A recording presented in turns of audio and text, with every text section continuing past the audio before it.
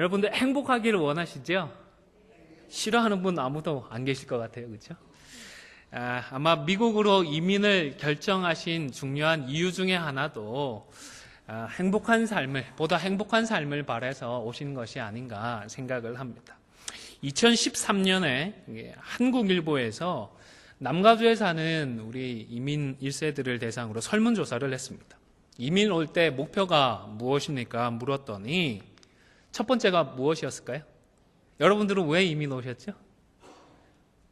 35%가 넘는 비율로 자녀 교육 때문에 이민 왔습니다. 그렇게 대답을 하셨습니다. 그리고 그 다음으로 22%가 조금 넘는 분들이 경제적인 성공을 위해서 미국으로 왔습니다. 대답을 했습니다. 절반이 넘는 분들이 자녀 교육과 그리고 경제적인 이유로 미국 이민을 선택하셨더랬습니다.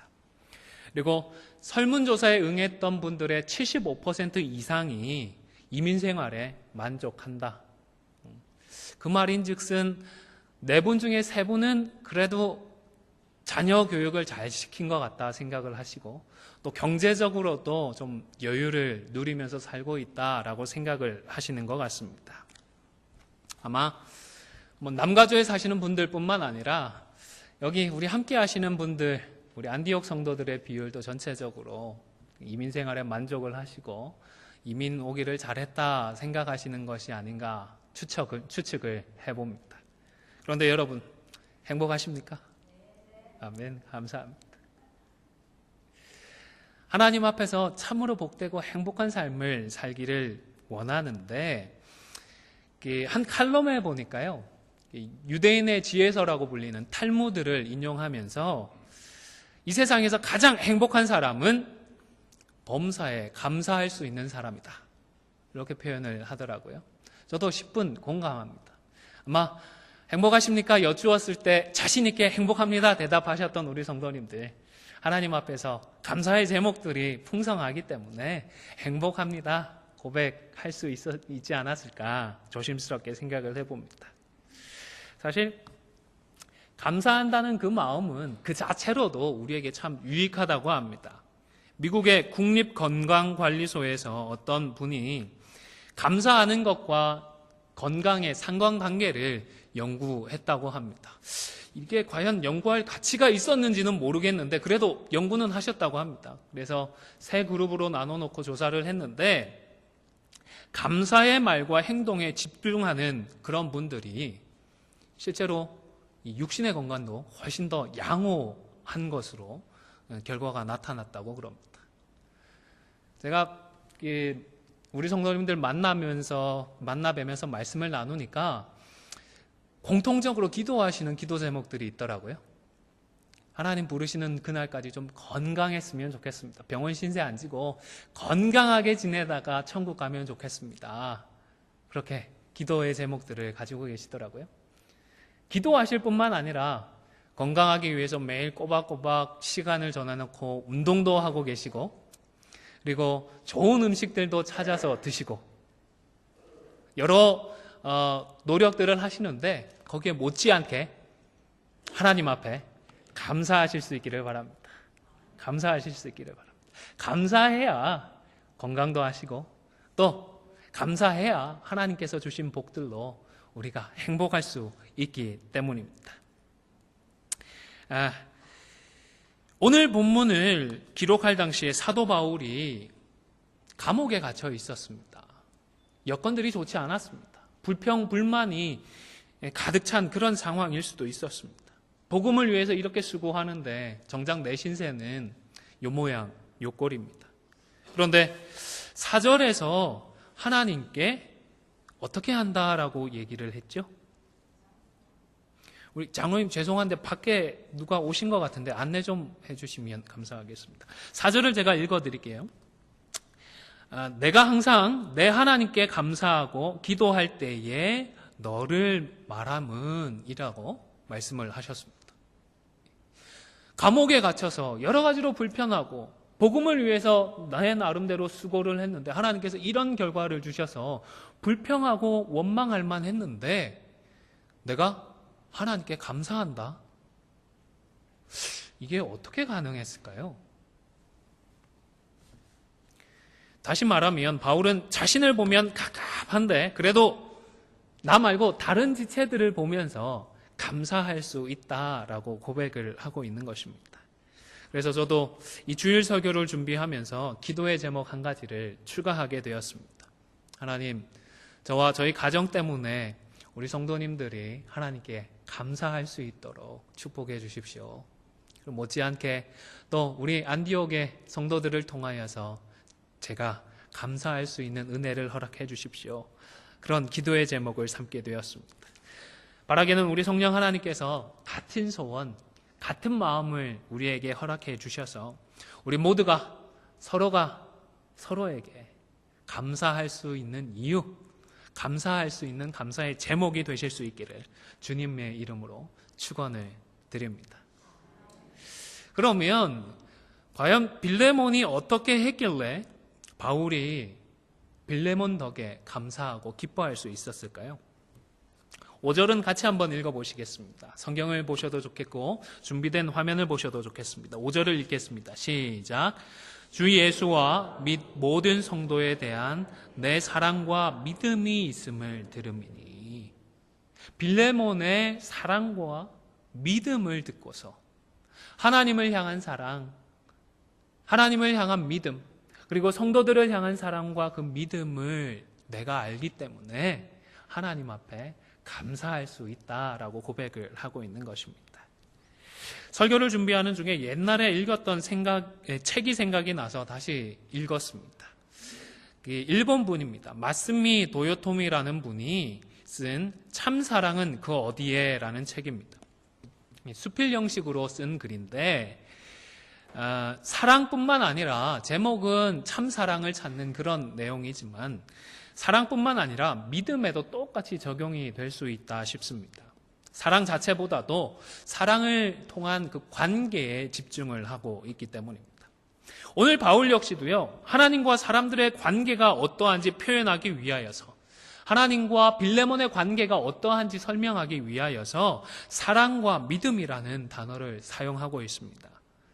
특별하게 사랑은 이러한 것이고 믿음은 저런 것이다 구분을 해서 설명을 하는 것이 아니라 하나님과 참 좋은 관계이고 성도들과도 참 좋은 관계에 있어서 내가 정말 감사한다 라는 말을 하기 위해서 사랑과 믿음을 묶어서 사용하고 있는 것입니다.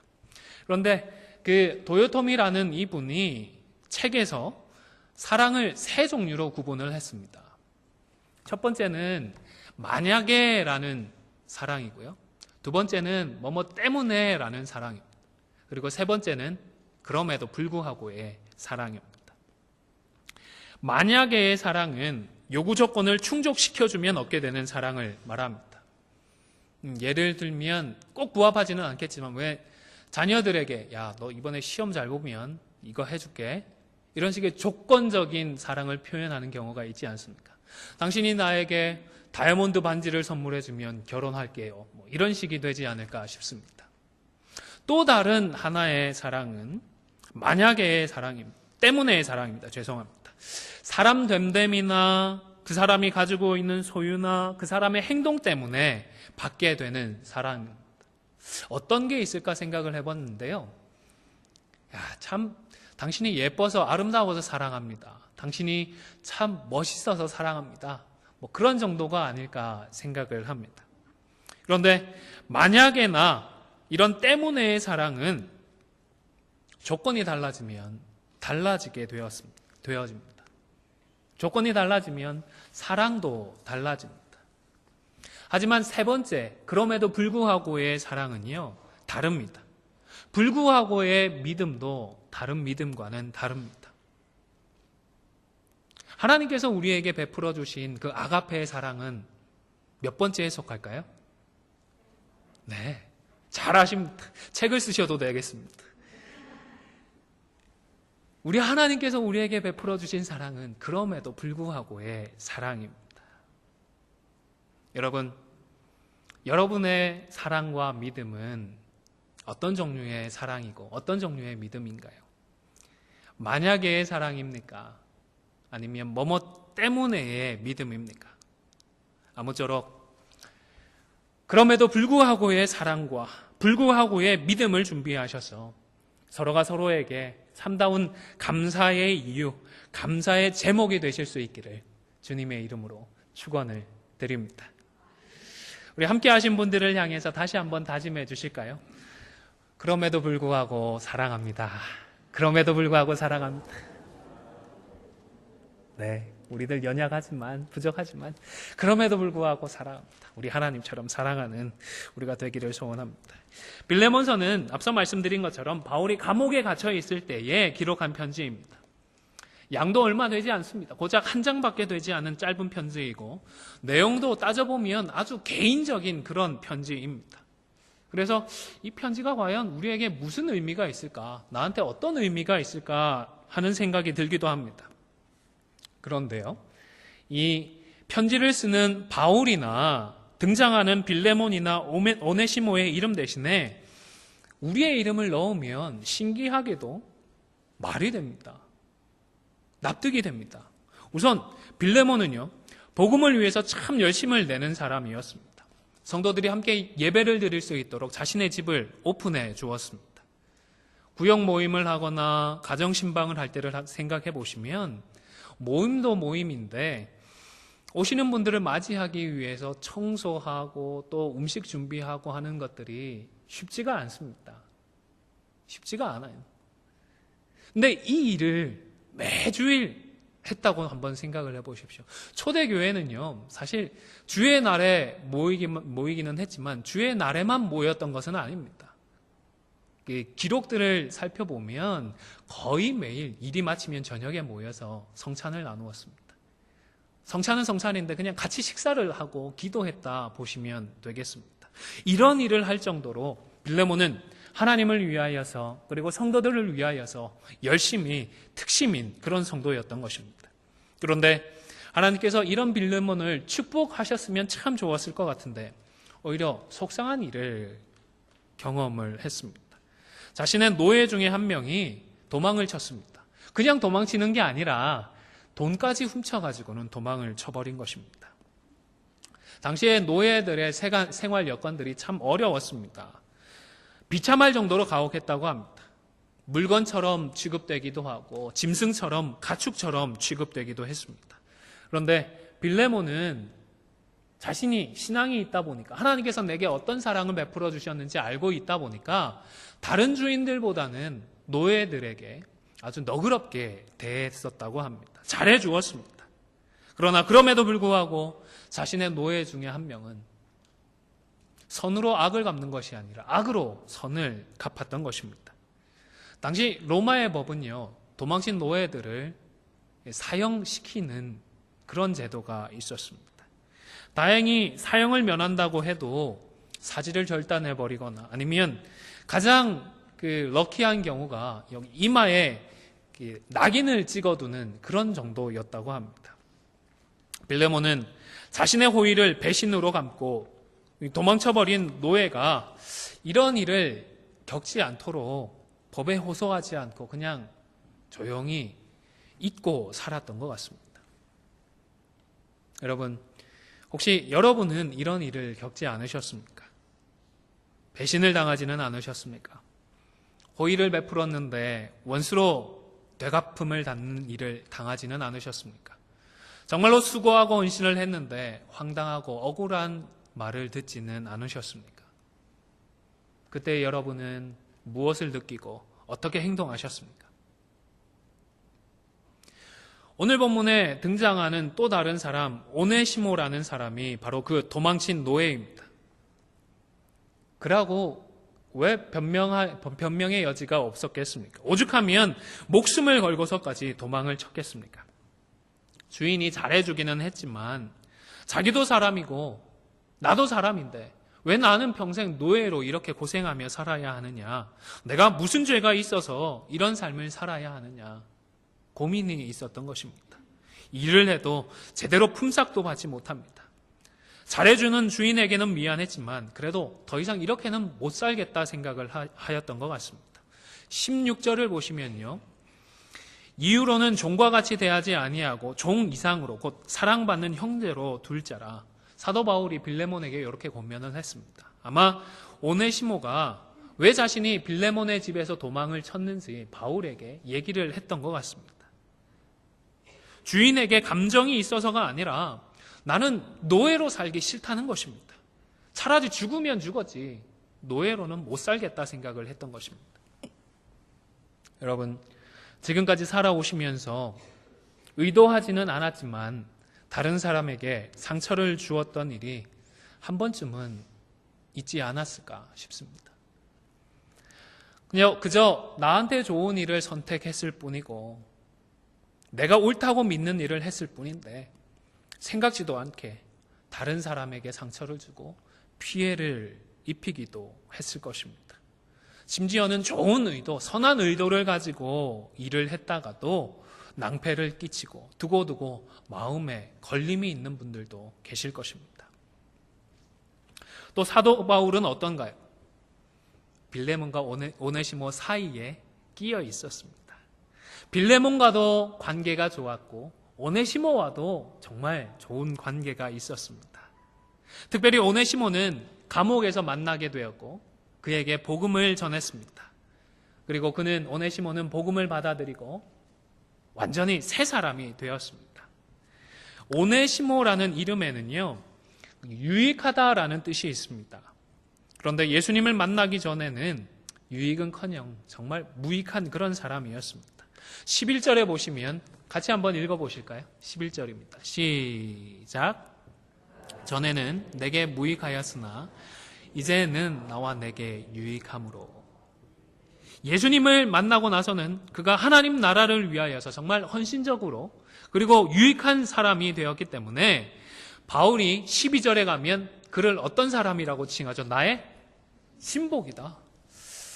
내 신복인데 할 정도면 얼마나 귀한 사람이겠습니까?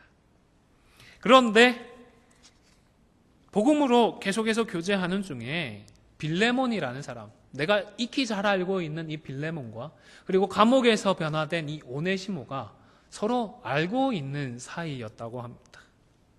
그런데 하필 이것도 악연으로 얽혀 있었던 것입니다. 여러분, 지금까지 지내오시면서 서로 잘 아는 양쪽에 끼어서 고민해 본 적 있으시죠? 이쪽도 괜찮은 분이고 저쪽도 좋은 분인데 서로 왜 이러지? 라며 답답해하고 속상해하신 적이 있을 줄로 압니다. 바울도 있고 오네시모도 있고 빌레몬도 있는데 그저 2000년 전에 세 사람이 겪었던 일이 아니라 따지고 보면 지금 오늘을 살아가는 우리가 다 한 번쯤은 겪었을 만한 그런 상황에 처해 있었던 것입니다. 이런 상황 속에서 예수 믿는 우리는 어떻게 해야 할까요? 어떤 결단을 하고 어떤 방법을 선택해야 우리 하나님이 기뻐하실까요? 하나님께서 영광 받으실까요? 시간 관계상 오늘은 바울의 입장을 통한 교훈만을 잠시 살펴보겠습니다. 첫 번째로는요, 내 유익이 아니라 말씀의 원칙을 붙드는 삶을 살아가실 수 있기를 바랍니다. 우리 예수 믿는 사람은 결코 즉흥적으로 살아가는 사람들이 아닙니다. 그때그때의 기분에 따라서 우리의 결정이 좌우되지 않습니다. 나의 실리를 위해서 이랬다 저랬다 하는 사람들도 아닙니다. 그저 나와 친분이 있다고 나랑 친하다고 해서 정직한 판단에 영향을 받는 그런 사람들도 아닙니다. 바울을 보시기를 바랍니다. 내 신복이다라고 오네시모를 평했지만 감옥에 갇혀 있는 자신을 위해서 지금까지 얼마나 잘해 주었는지 말할 수가 없지만 자신을 위해서라면 그저 모른 척하고 무시하는 것이 훨씬 더 유익했겠지만 그는 굳이 빌레몬에게로 이 오네시모를 다시 보내었습니다. 바울은 기도했을 것입니다. 고민했을 것입니다. 어떻게 하는 것이 하나님의 뜻에 합하는 것일까 생각하고 또 생각을 했을 것입니다.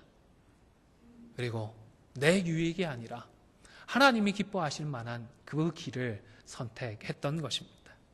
그래서 그는 오네시모가 빌레몬에게 찾아가서 용서를 구하도록 했습니다. 당시 도망친 노예라고 하더라도 주인의 친구가 도망친 사람의 안전에 대해서 도움을 요청할 수가 있었습니다. 오늘날로 이야기를 하면 신원을 보증해주는 그런 제도가 아닐까 생각을 합니다.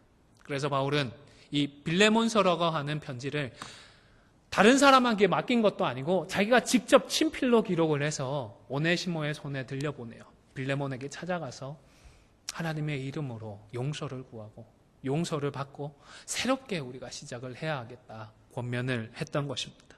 내 유익이 아니라 그냥 무시하면 나를 정말로 가족처럼 섬겨주는 오네시모와 함께 감옥에서도 유익한 삶을 시간들을 보낼 수 있었겠지만 당장의 내 유익이 아니라 하나님의 나라를 생각하고 하나님의 뜻을 생각하여서 그 길을 따라가기 시작했던 것입니다. 우리는 말씀의 원칙과 말씀의 원리를 따라서 사는 성도들입니다. 나의 목표, 나의 목적 먼저 정해놓고 그것들을 위해서 말씀을 끼워 맞추지 말아야 합니다. 말씀을 이리저리 재단해서 내 구미에 맞도록 취사 선택하지 말아야 하는 것입니다. 구약 성경에 보면 이스라엘 백성들이 금송아지를 만들어 놓고 하나님 앞에 우상 숭배를 했습니다. 왜 그랬죠? 단적으로 설명할 수는 없겠지만 중요한 이유 중에 하나는 자신들의 목표, 자신들의 목적을 세워놓고 거기에 말씀까지도 모든 것을 끼워 맞추려고 했기 때문입니다. 출애굽기 32장 1절에 보시면 같이 한번 읽어보실까요? 그들의 마음이 표현되어 있습니다. 화면을 참고해 주십시오. 시작. 백성이 모세가 산에서 내려옴이 더딤을 보고 모여 백성이 아론에게 이르러 말하되 일어나라 우리를 위하여 우리를 인도할 신을 만들라. 금송아지를 만들었던 그 이면에는 이스라엘 백성들의 이러한 마음이 있었던 것입니다. 나를 위한 목적이 있었습니다. 내가 가야 할 목표가 있었습니다. 그곳으로 인도해 줄 어떤 영적인 초월적인 강력한 존재가 필요했던 것입니다. 그런데 모세도 없습니다. 모세를 통해서 말씀하시는 하나님을 만날 수도 지금 없으니까 눈에 보이는 금송아지라도 만들어서 이것들을 의지해서 이것을 바라보면서 달려가자, 나아가자 마음을 먹었던 것입니다. 어리석어 보이죠? 참 어리석어 보입니다. 그런데 저도 똑같아 싶습니다. 우리도 똑같아 싶습니다. 말씀을 듣고 말씀에 따라서 말씀으로 살아야 하는데 내 목표, 내 목적을 위해서 말씀을 재단하는 경우가 너무 많은 것입니다. 내 구미에 맞는 말씀만을, 구절만을 뽑아와서는 내 생각에 따라서 마음대로 편집을 해버리는 것입니다. 여러분, 말씀을 읽고 말씀을 들으면서 있는 그대로 받으시고 말씀으로 우리의 삶의 원리와 원칙을 삼으실 수 있기를 바랍니다. 그리고 말씀의 원칙에 따라서 우리의 삶의 방향을 결정하시기를 바랍니다. 내가 세운 방향으로 말씀을 끼워 맞추지 마시고요. 하나님께서 말씀으로 우리를 인도해 가시는 그 방향으로 믿음으로 결단하시고 계속해서 나아가시는 저와 여러분이 되실 수 있기를 주님의 이름으로 축원을 드립니다. 그런데 주시는 말씀을 붙들고 말씀의 원리로 우리가 살아가는데 그 원리들이 충돌하는 듯한 상황을 만날 때가 있습니다. 생각보다 이런 경우들이 많이 있습니다. 전에 한번 나누었던 고린도 전서에도 보면 결혼 문제로 자녀들 결혼을 꼭 시켜야 하나요? 시키지 말아야 하나요? 아니, 다르게 여쭙겠습니다. 결혼하는 것이 잘하는 것인가요? 결혼 안 하는 것이 잘하는 것인가요? 둘 다 좋은 것입니다. 하나님 보실 때 둘 다 잘하는 것입니다. 바울은 어느 것 하나가 잘하는 것이고 다른 것 하나는 더 잘하는 것이다 여러 개 표현을 했지만 사실은 둘 다 괜찮습니다. 하나님 기뻐하십니다. 하나님 앞에서 결단하면 결혼을 해도 귀한 것이고 하나님 앞에 뜻을 세우고 그 솔로로 지내도 하나님 기뻐하십니다. 그런데 고린도 교회 안에는 똑같이 잘하는 걸로 다투고 있었습니다. 말씀으로 살아가는데 말씀의 원리로 살아가는데 이것도 하나님의 뜻이 맞고 저것도 하나님의 뜻이 맞는데 이상하게 충돌하는 듯한 상황을 만날 때가 꽤 있는 것입니다. 가장 좋은 예가 사랑의 원리와 공의의 원리가 아닐까 생각을 합니다. 하나님은 사랑이시죠? 하나님 또한 동시에 공의의 하나님이신 줄로 믿으시죠? 하나님이 사랑이시고 공의이신데 그래서 우리를 사랑하시는데 우리가 죄를 지었습니다. 사랑하는 자녀들 심판해야 합니다. 어떻게 하죠? 사랑과 공의가 충돌합니다. 우리 하나님 택하신 방법이 무엇이었습니까? 십자가였습니다. 독생자가 아니라 자기 자신이 스스로 십자가에 오셔서 그 죄의 값을 감당해 주셨던 것입니다. 사랑과 공의와 정의의 원칙이라고 하는 이 두 원칙이 서로 충돌할 때에 하나님은 자신이 희생하는 제3의 방법을 찾아내셨던 것입니다. 지금 바울도 자신이 지켜왔던 원칙들이 충돌하는 순간을 맞이했습니다. 나는 사도이지만 이 사도의 권위를 가지고 다른 사람들에게 억지로 일을 떠넘기려고 하지 않았습니다. 주의 일은 억지로 하는 것이 아니라 자발적으로 자의로 해야 한다는 원칙이 있었기 때문입니다. 억지로 하는 것이 아니라 하나님께서 베풀어 주신 그 사랑에 감사해서 은혜를 기억하고 자발적으로 섬기자는 것입니다. 그런데 복음으로 변화받은 오네시모는 완전히 새 사람이지만, 그래서 자신을 위해서도 교회를 위해서도 정말로 유익하고 필요한 사람이지만, 그래서 어떻게든 그를 살려내야 하는 상황이었습니다. 하지만 그는 청산해야 할, 극복해야 할 과거의 문제가 있었습니다. 모르면 몰랐을까? 이제는 바울도 알게 되었습니다. 해결하지 않으면 언젠가 교회가 이 문제로 시험이 들 수도 있고, 또 무리하게 정의만을 고집하다가는 오네시모가 허무하게 사형을 당할 수도 있는 일이었습니다. 오네시모만 생각할 것이 아니라 빌레몬의 마음도 생각해야 했습니다. 빌레몬의 감정의 문제와 그가 금전적으로 입었던 그 문제도 걸려 있어서 그저 내가 사도인데 용서해줘라 권면하기가 쉽지만은 않았던 것입니다. 모두가 꼭 해결해야 했던 그런 문제였지만 원리들이 충돌하고 있었고 그 충돌을 해결하기가 쉽지만은 않았던 것입니다. 그래서 바울은 우선 명령하지 않고 부탁부터 합니다. 8절 말씀 9절 초반부에 기록되어 있는데 8절과 9절 말씀 같이 한번 읽도록 하겠습니다. 시작. 이러므로 내가 그리스도 안에서 아주 담대하게 내게 마땅한 일로 명할 수도 있으나 도리어 사랑으로서 간구하노라. 아멘.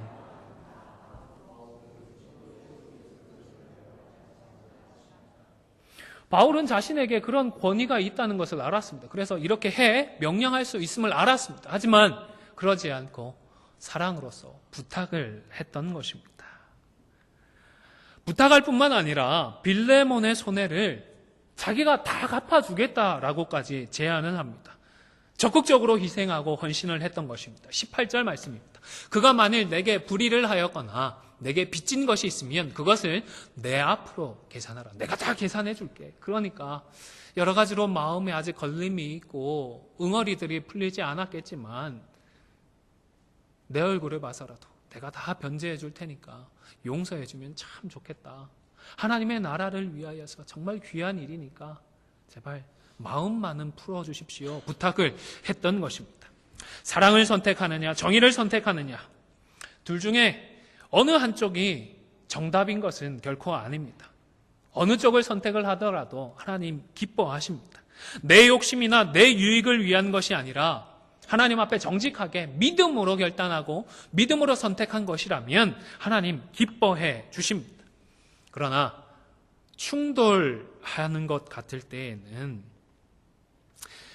기도하며 어느 한쪽을 선택해도 좋겠지만 바울이 선택했던 것과도 같이 우리 하나님께서 선택하셨던 그 방법과도 같이 제3의 방법도 있다는 사실을 꼭 기억하실 수 있기를 바랍니다. 내가 좀 더 손해보고 내가 좀 더 헌신하고 내가 좀 더 답답하고 억울하더라도 이 원칙들의 충돌을 피할 수 있는 방법이 있을 수 있다는 사실을 꼭 기억하시고 그런 방법을 찾아 나아가실 수 있기를 바랍니다. 오늘 본문에는 이 일의 결과가 어떻게 되었는지 더 이상 언급은 되지 않고 있습니다. 그런데 교회의 역사를 보면 이후의 이야기들이 좀 더 남아 있습니다. 개인적으로는 참 도전이 되고 가슴이 뜨거워지는 대목이기도 합니다. 이름값도 못하고 남들보다 훨씬 잘 대해주었던 주인의 돈까지 훔쳐서 달아났던 그 오네시모는 복음으로 변화되고 바울의 사랑의 섬김과 빌레몬의 믿음의 용서까지 받아서 말 그대로 이제는 완벽하게 새로운 삶을 살아가게 되었습니다. 그리고 교회를 위하여서 귀한 일들을 많이 하였습니다. 세월이 흘러 사도 바울이 죽었습니다. 여러분, 사도 바울이 편지들을 써서 여러 교회로 보내었습니다. 그렇죠? 그리고 나서 사도 바울이 순교를 당하였습니다. 그런데 오늘날 우리 손에는 바울이 기록했던 서신서들이 다 남겨져 있습니다. 어떻게 이 일이 가능했을까요? 네, 이 오네시모 덕분입니다. 바울이 순교한 뒤에 오네시모는 교통도, 통신도 불편했던 그 시기에 기꺼이 헌신하고 수고해서 바울이 남겨두었던 그 서신서들을 찾아서 여행을 다녔습니다. 로마서가 저기 있다 하면 저쪽 교회를 찾아가서 그 로마서 편지를 수집해오고, 갈라디아서가 저곳에 있다고 하면 그곳으로 찾아가서 또 찾아왔습니다. 그렇게 해서 모아두었던 바울의 서신들이 후대로 이어졌고 오늘날 우리에게로까지 전해지고 있는 것입니다. 제3의 방법을 선택한 그 바울의 수고와 헌신이 오네시모에게 새로운 삶을 선물해 주었고, 또 변화된 그의 헌신된 삶이 이후의 교회와 모든 믿음의 후손들에게까지 큰 유익이 되고 있는 것입니다. 사랑하는 성도 여러분, 당장의 유익을 위해서 나를 위한 결정을 내리지는 마십시오. 대신에 하나님의 말씀이 우리에게 교훈하는 원리와 원칙에 따라서 우리의 삶의 방향을 조정해 나가시기를 바랍니다. 그런데 그 과정에서 우리가 붙들고 있는 원칙들이 충돌하는 경우들이 있을 수 있습니다. 개인적으로 고민해야 할 때도 있고 교회적으로 갈등을 겪게 될 수도 있습니다. 그런데 이때에 기도하면서 어느 쪽이든 지혜롭게 선택을 하면 되겠습니다. 그런데 A와 B라고 하는 원칙 외에도 내가 희생하고 내가 더 헌신하는 제3의 방법도 얼마든지 있을 수 있다는 사실을 꼭 기억하실 수 있기를 바랍니다. 그리고 이렇게 자신을 희생하고 자신을 헌신하는 방법을 통하여서 우리가 상상하지도 못했던 그 풍성한 믿음의 열매들을 맺어 나가시는 저와 여러분이 되실 수 있기를 주님의 이름으로 축원을 드립니다. 우리 말씀을 기억하며 잠시 기도하도록 하겠습니다. 사랑의 하나님, 주신 말씀대로 불구하고의 사랑과 믿음으로 서로가 서로에게 감사의 이유와 감사의 제목으로 세워져 가는 우리 모두가 되게 하여 주시옵소서. 뿐만 아니라 말씀의 원칙에 따라 행하게 하시고 이 원칙들이 충돌할 때에는 하나님과 바울의 본을 기억하며 우리 자신을 헌신하고 희생할 수 있도록 믿음을 더하여 주시어서 풍성한 믿음의 열매들을 맺어나가는 우리들 되게 하여 주시옵소서. 감사를 드리며 예수님의 이름으로 기도하옵나이다. 아멘.